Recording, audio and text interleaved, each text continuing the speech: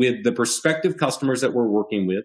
Those customers are often either trying to do this for the first time or perhaps expand an existing program. And then across our customer base, where those clients, obviously have something in place and now they're looking to grow it.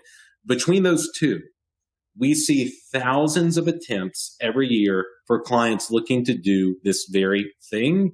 And we have some clear guidance we'd love to give you the best possible chance of success. I call this breaking the cycle because I really think it is a vicious cycle that most of us are in today. And it goes something like this. It could start anywhere because it's a repeating cycle, but I'm going to start at the ask is too abstract. Arbitrarily starting there, I think too often when we go to talk about launching a program, what we're asking for is too abstract to get a yes. All too often where that leads us are the exact answers you just gave us.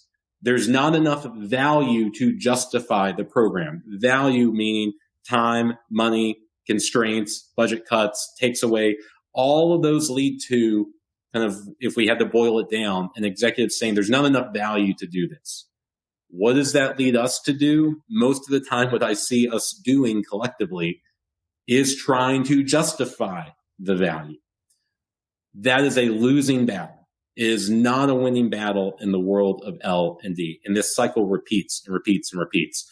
And I'm here today kind of to share how I would strongly encourage you to rethink what we are presenting to executives when we go to ask for program expansion, to give you the best possible chance of getting out of this loop and into a loop that's collaborative and leads to program expansions.